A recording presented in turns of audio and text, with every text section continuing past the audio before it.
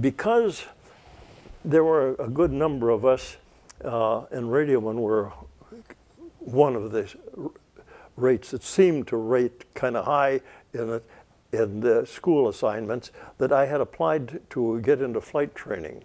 And while I was down there, my orders came through that I was ordered back to a flight training for pre-flight at Athens, Georgia, and then went on to other flight schools and stuff. So it was, as I recall, in March of 1942, they put me on a ship from down there and sent me back to San Francisco.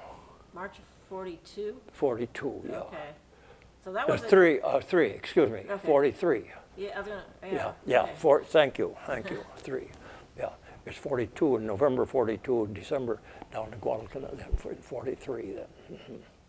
So I went back there, and of course then I saw my girlfriend in San Francisco, and we went through there. I was able to go back up to my home at Barnum, visit my parents for a little bit, and then went down to Athens, Georgia, at the University of Georgia. Had been taken over for flight training, pre-flight school. I went through that thing for, I think it was 12, 15 weeks, something like that. And that was basically classwork and exercise. And that's where we got into the 10-mile runs and all this sort of stuff that like now the SEALs do and stuff, but ours wasn't as rigid as the SEALs was, but it was rigid enough for me, I tell you, because I'm not that much of an athlete. But so we did that at Georgia. I got assigned to flight training, and that would be one of the N2Ss that you saw in the other room there. Well, they said it was NAS Dallas. It was a little town near Dallas, Arlington, Texas. They had a little dirt field down there, and we went through basic training there. The only real experience that I can recall of basic training, everything went, I'll say, pretty much routine. But the thing that I can remember is when you were first introduced to fly at night, that it's dark. There were no runway lights. We had smudge pots. That's what we landed between. And as I recall, the instructor, you'd pass most of your daylight stuff. You theoretically know how to take it off and land it during the daytime, but at night things look a little different up there. And it was dark. And as I recall, we started before it got completely dark, and he said, "Okay, you take it." And he got out of the airplane, and now I go up alone at night. And it was black. I had some hair-raising moments for me that I can remember. At one time, I was doing something and probably just trying to come back into land. But the stars on the ground all seemed together, and I didn't know if it was stars or lights I was looking at. And it was very confusing, let me say it that way. But then again, like we were taught that just get your act together and think what you're supposed to be doing and remember what you were told. And it all worked out. I've never had any accidents or anything like that, but it was some hairy moments, let's say it that way. This wasn't all, it couldn't have been all visual then. I mean, you had to have, was it all visual? All visual, yeah. Really? Oh, so you couldn't go by instruments yet. Okay. What's that? You couldn't like just read the instruments yet? Well, we had instruments, but in an N2S, all you've basically got is an airspeed.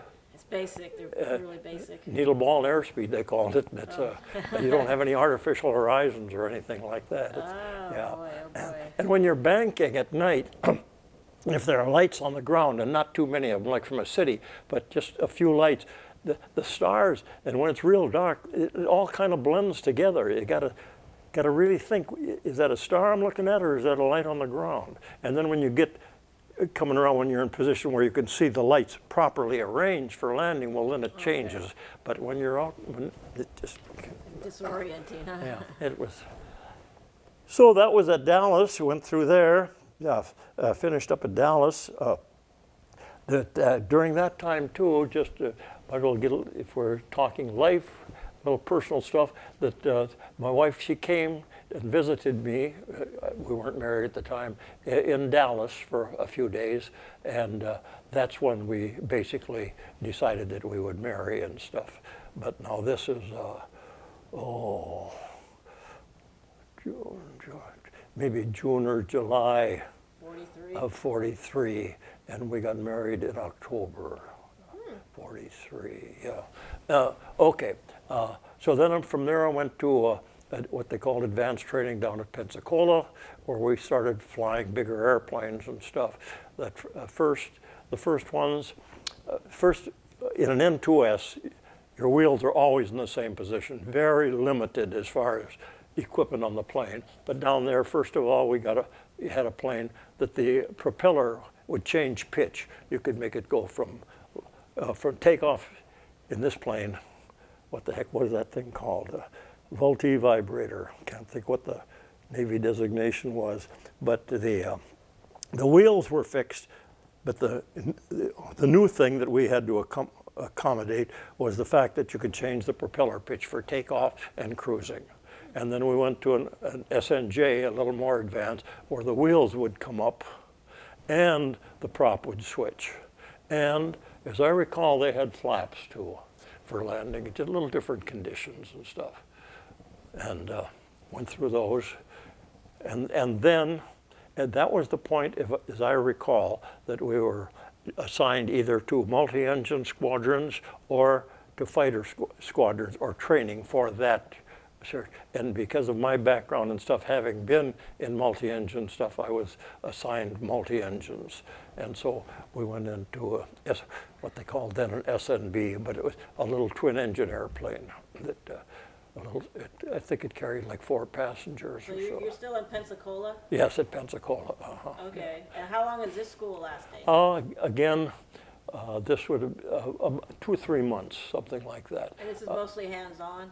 I'm sorry? It's mostly hands-on flying Yes, now? yeah. Okay. Now it's Oh, not the too book much, learning's not all too much done. classroom, Yeah. and a little bit of instrument training, and we used, what the heck did they call them? The link trainers. These are devices, little things for what was used for instrument training at that time. And let's see if there was something else about that training period. Well, and then from there, that after finishing that training in December, Christmas Eve, 1943, and it was Christmas Eve, that's when I got my wings. And then a little bit later, that's when my commission was dated from. But then on December 24th of 1943, that I got my flight certificate, and they made me a chief aviation pilot. I didn't mention this, but at Athens, I went through flight training as an enlisted man. I wore the enlisted uniform. Now, there were other cadets in the class. These were fellows that were selected normally from a couple of years of college that went right into the flight program. They were cadets and destined to become officers. For us, they called us Mustangs and stuff, that the ex-enlisted men who got to be pilots, and that some of us got commissions and some didn't get commissions. And I did get a commission. So that was where So you did it the hard way, you worked your way up. Well, whatever. That I was just very, very fortunate in that place, being at the right place at the right time. The right skill set. Yeah, and had the necessary skills to do it. Can I ask you a silly question going back?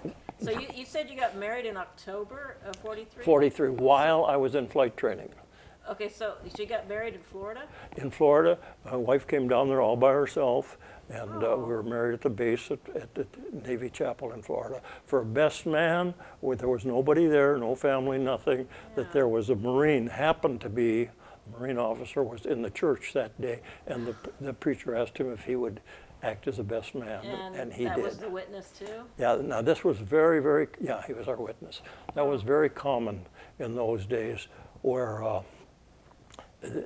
for many of the marriages, either the people just knew each other for a weekend, days, weeks, or short time. I can recall the chaplain asking us when he spoke with us before the ceremony, that he said, how long have you known each other?